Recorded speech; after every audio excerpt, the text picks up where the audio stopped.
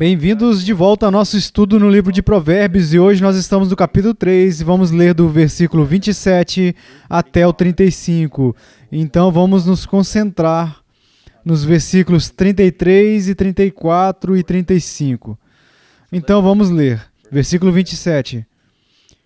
Não te furtes a fazer o bem a quem de direito, estando na tua mão o poder de fazê-lo. Não digas ao teu próximo, vai e volta amanhã, então te darei, se o tens agora contigo. Não maquines o mal contra o teu próximo, pois habita junto de ti confiadamente. Jamais pleiteis com alguém sem razão, se te não houver feito mal. Não tenhas inveja do homem violento, nem sigas nenhum dos seus caminhos. Porque o Senhor abomina o perverso, mas aos retos trata com intimidade. A maldição do Senhor habita na casa do perverso, porém a morada dos justos ele abençoa. Certamente ele escarnece dos escarnecedores, mas dá graça aos humildes. Os sábios herdarão honra, mas os loucos tomam sobre si a ignomínia. Vamos ao Senhor em oração.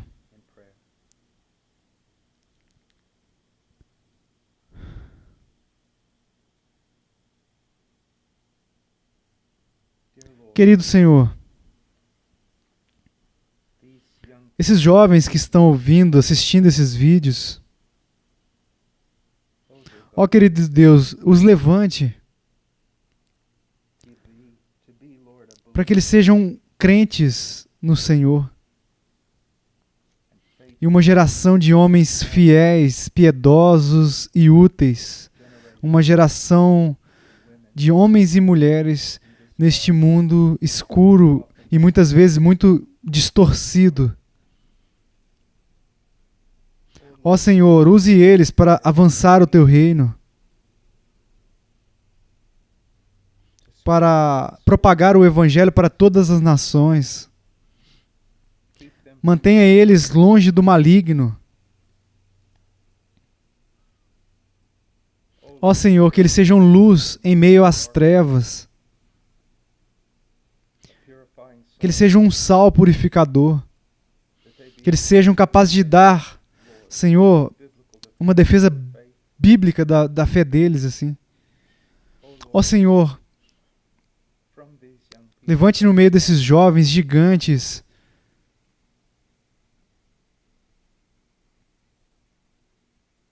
ó Senhor, eu gostaria que eles se destacassem muito mais além da minha geração. Por favor, Senhor, ajude-nos agora a contribuir com algo, Senhor, para a vida deles. Tão pequenos e iletrados como nós somos, ó Senhor, nos ajude a falar a sua verdade e ajude a esses jovens a compreender ela, a ouvir. Conceda a eles sabedoria para aplicar ela em nome de Jesus. Amém.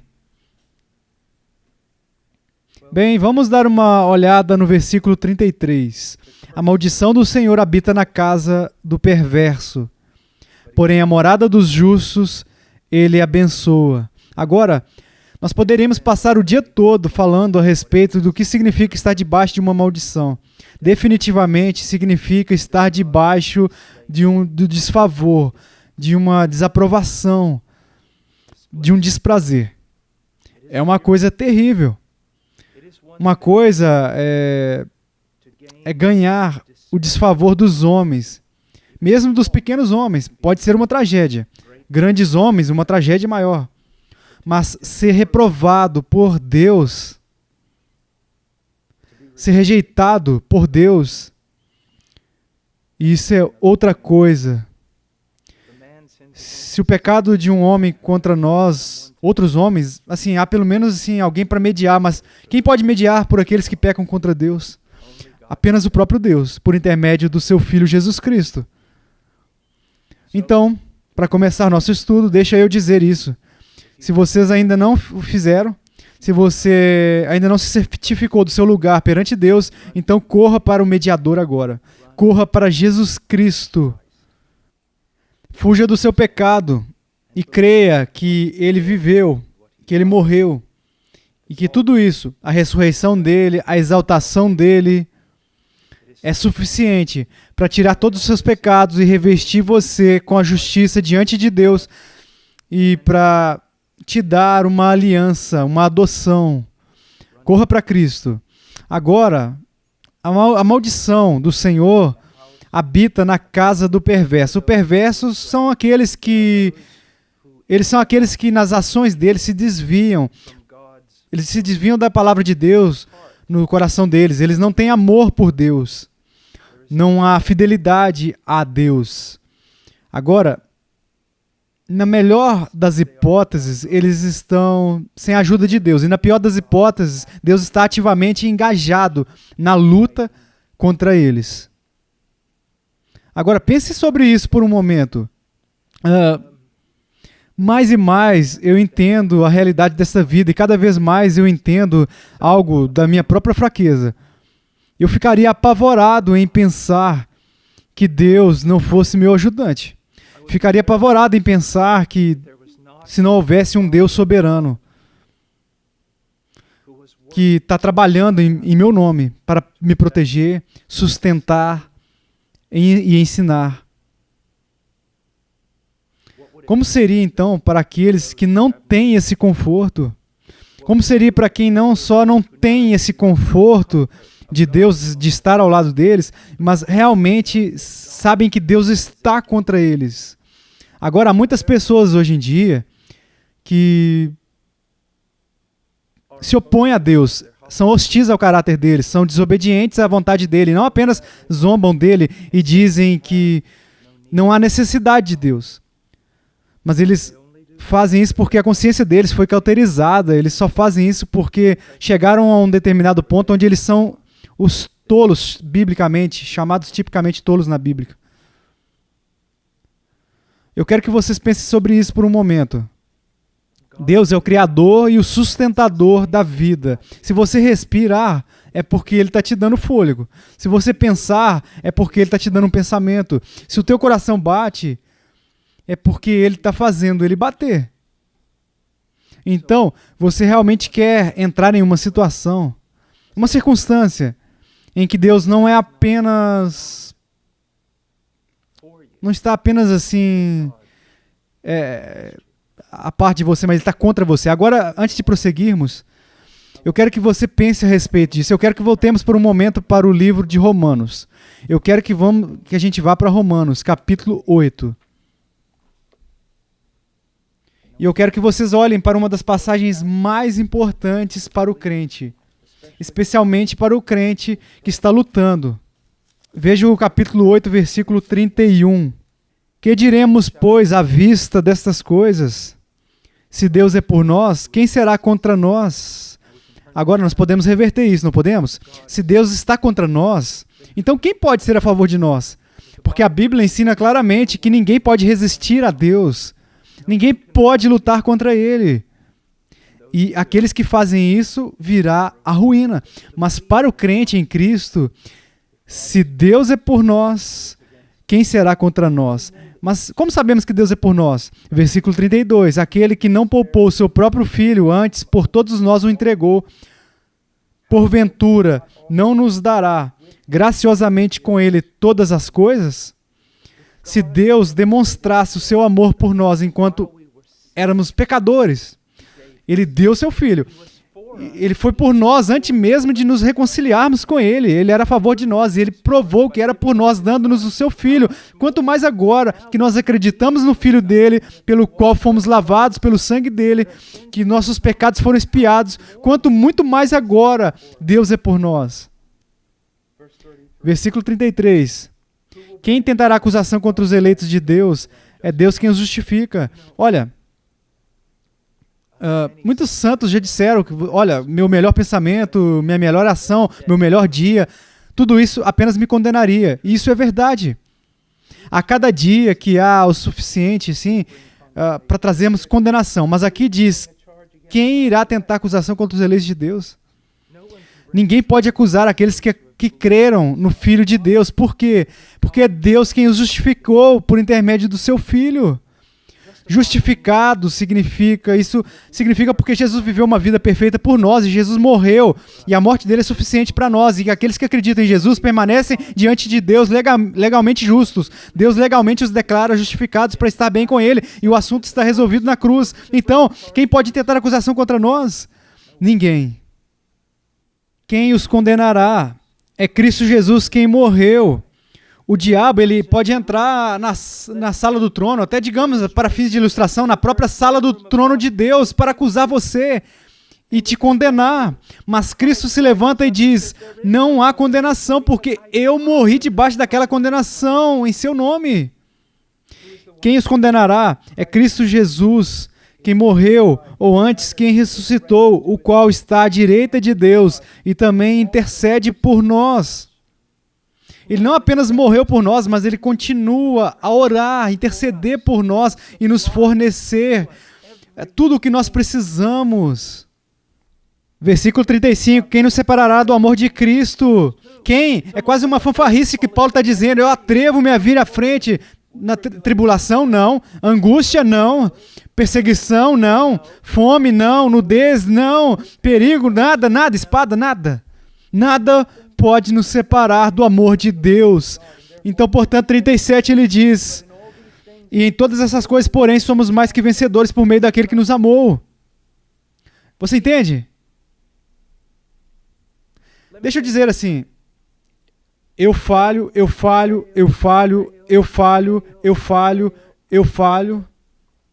mas eu conquisto. Como faço para conquistar? Se eu sou aquele que falha? Porque Cristo, Jesus, nosso Senhor, conquistou no meu nome. Eu perdi a guerra, mas eu estou dentro de uma união com Ele pela fé. Então eu conquisto.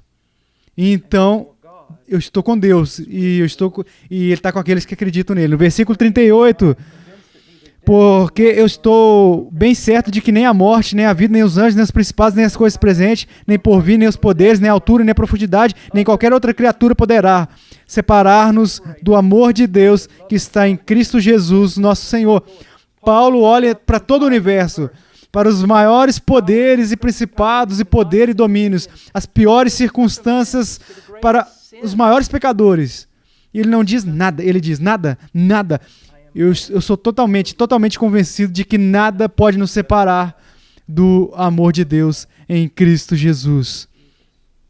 Então, olhe para isso. Os amaldiçoados, ou melhor, que você pode dizer sobre eles, é que a vida deles, nessa tremenda incerteza, essa dificuldade, essa existência difícil, sem a ajuda de Deus. Na pior das hipóteses, eles estão vivendo nessa existência tremendamente difícil e Deus está lutando contra eles. Mas para o crente, o que isso diz? Que a maldição do Senhor habita na casa do perverso, porém a morada dos justos, Ele abençoa.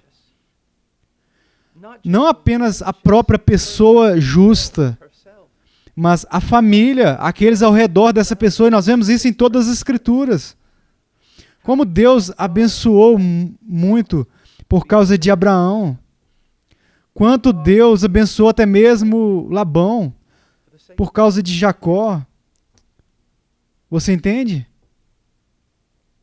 Não apenas os justos são abençoados, mas há bênçãos ao redor deles. Agora, isso não significa que é do jeito que esses pregadores tolos da TV ensinam por aí, sem provação, que não há perda, não há problemas. Mas o que significa é que Deus está com você. E Ele está trabalhando nas coisas boas e nas coisas ruins, para o maior bem, que não é a sua prosperidade temporal. O maior bem é o quê? Estar em conformidade com Cristo e a vida eterna. E a vida eterna. E a glória. Agora, o bendito Deus é para eles. Aqui está o que eu quero que vocês vejam. Espera aí. E eu não sou nada. Quero dizer, não há simplesmente nada aqui. E Deus muitas vezes faz isso. Você tem que ver, jovem, que Deus ele pegará o menor da ninhada, ele pegará o mais fraco. Ele vai pegar aquele que não só não é nada, mas ele está do outro lado, do lado negativo. Ele vai pegar o mais fraco, o mais pecador, o mais egoísta, o mais que está tudo errado. Ele vai pegar essas pessoas, e vai fazer algo da vida delas. Pela bênção de Deus, pela união com Cristo e a bênção que vem por intermédio dessa. Literalmente tudo mudou na minha vida, todas as coisas.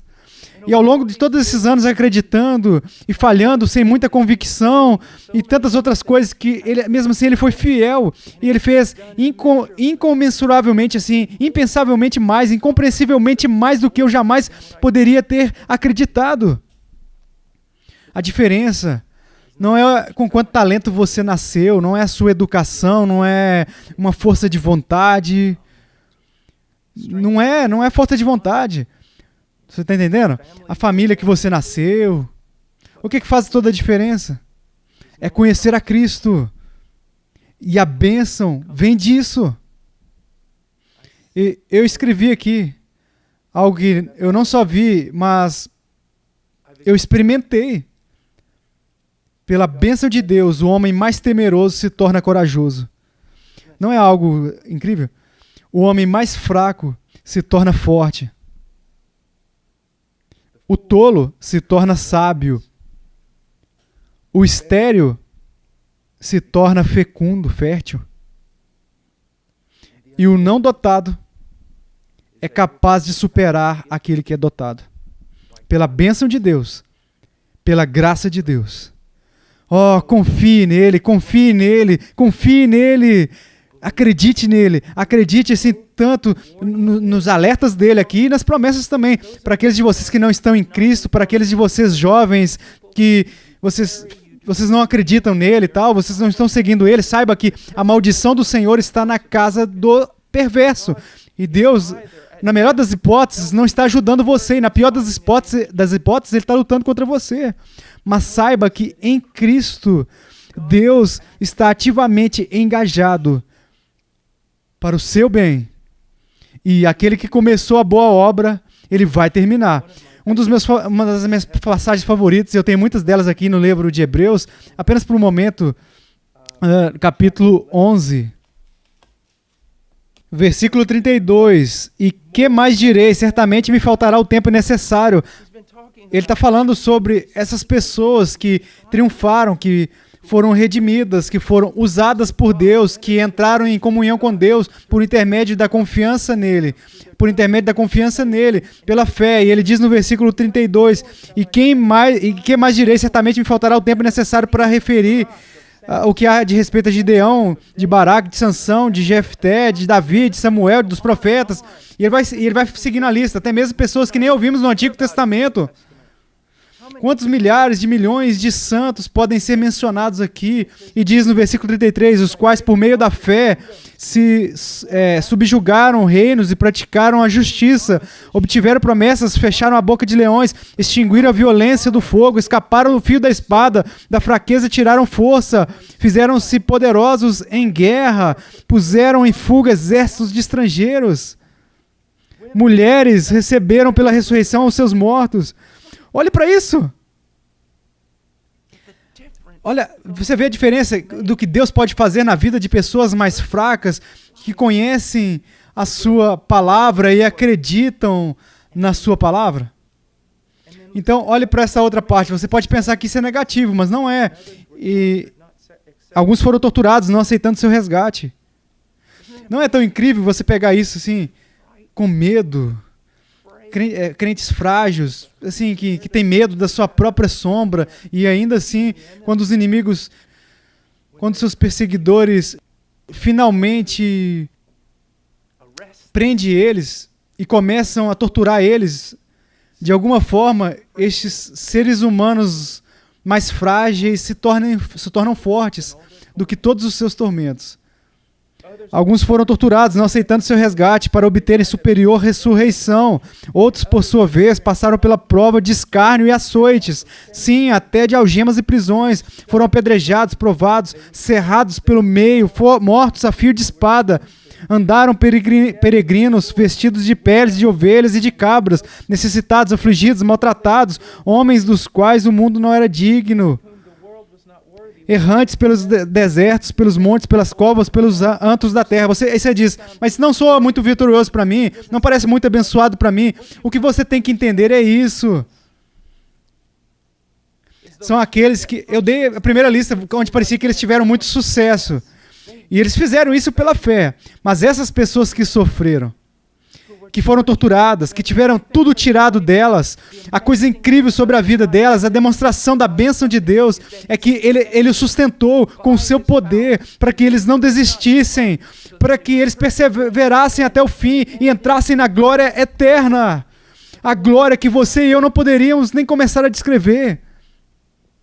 Então você entende? A bênção de Deus, a sua bênção, a nossa união com Ele, faz toda a diferença no mundo.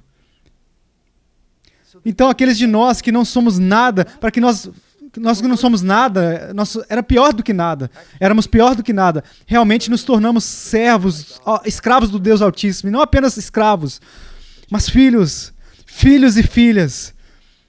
Então, saibam disso.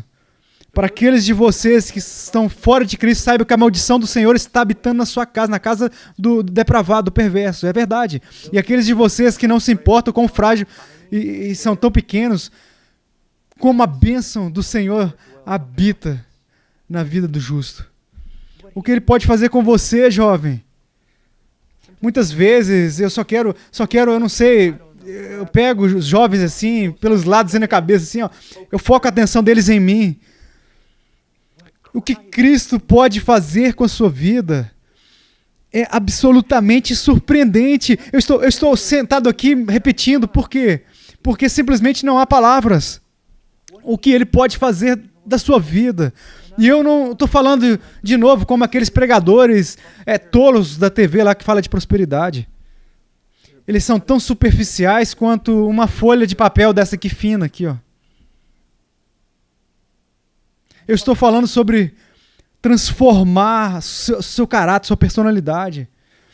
E permitir que você seja como Cristo. E permitir que você seja um servo útil de Deus. No meio das mais horríveis provações.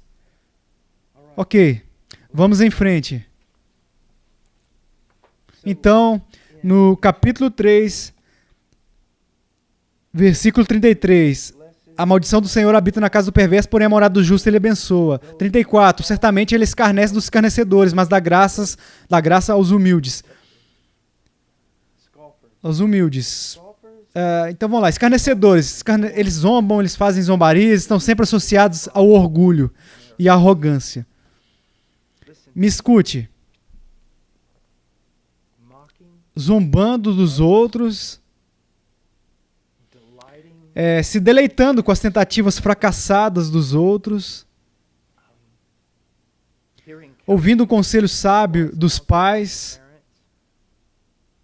e negligenciando esse conselho, zombando desse conselho como se você já soubesse de todas as coisas. Tudo isso é uma abominação para o Senhor. É um grande sinal de um coração perverso. Mas aqui está o que você precisa saber. Quando você zomba da palavra de Deus, Deus zomba de você. Agora pense a respeito disso, como isso é ridículo. Eu vi um desenho animado uma vez, tinha um garotinho que saía numa colina no meio da noite e havia assim tudo, aquelas estrelas gloriosas, e ele gritava, eu sou significativo. E embaixo dele dizia, o grão de areia. Quem é você para zombar de Deus? Para zombar de Deus. Você nem mesmo é o mais sábio entre os homens.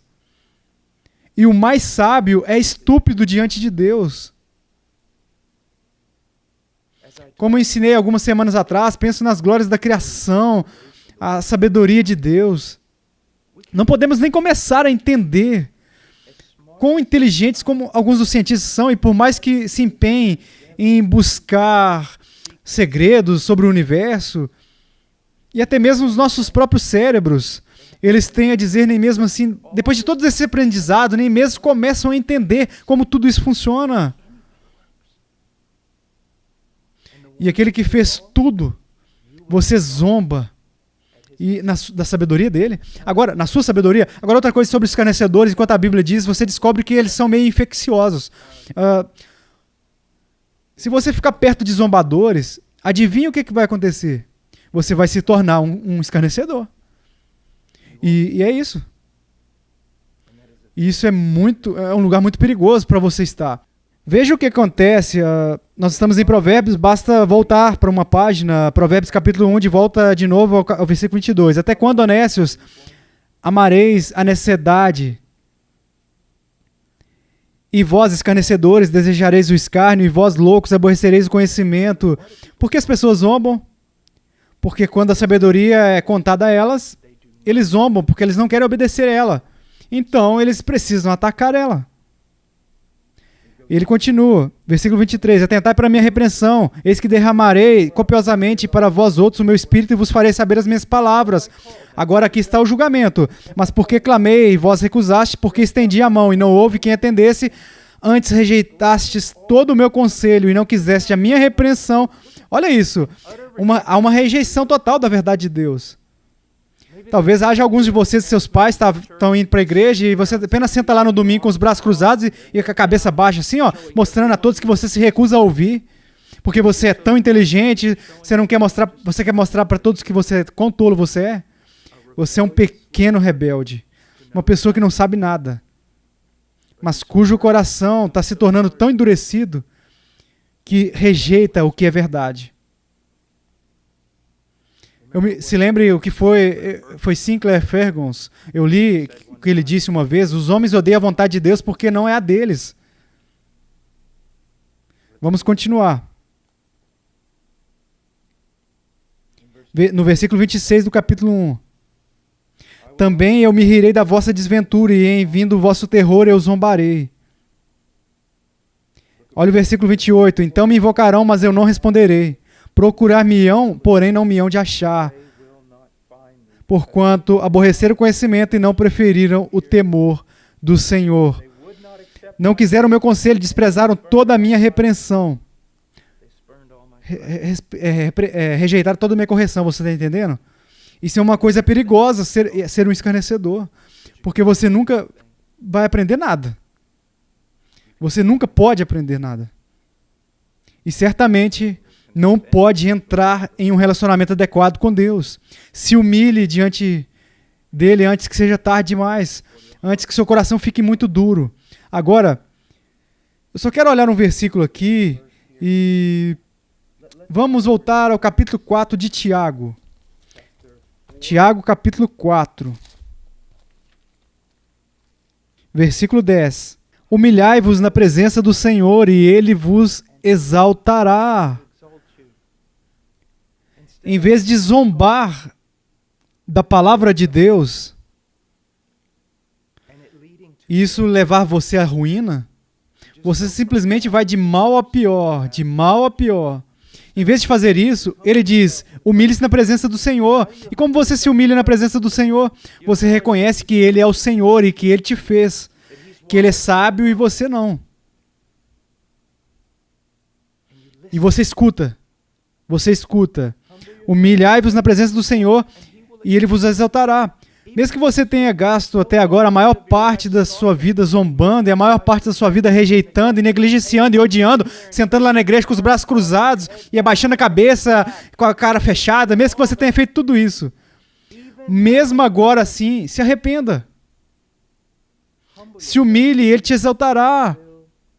Ele vai te exaltar. Veja 1 Pedro. Basta passar por Tiago para 1 Pedro, capítulo 5. Versículo 5. Rogue igualmente aos jovens, mas também se aplica às mulheres. Sede submissos aos que são mais velhos. Por quê? Porque você é jovem. Eu sei que nós vivemos em uma cultura na qual uma criança de 9 anos é considerada sábia e um ancião de 90 anos é considerado imbecil. Mas você pode ver como isso é ridículo? Veja, a Bíblia ensina que você nasceu neste mundo sem conhecer nada.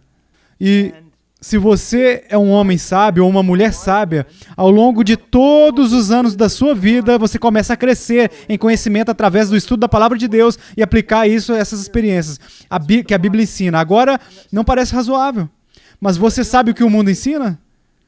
Você nasceu neste mundo com todo o conhecimento, com toda a sabedoria, e conforme você envelhece, você se torna mais e mais tolo. Quando você se torna pai, não terá nada a dizer a uma pessoa jovem.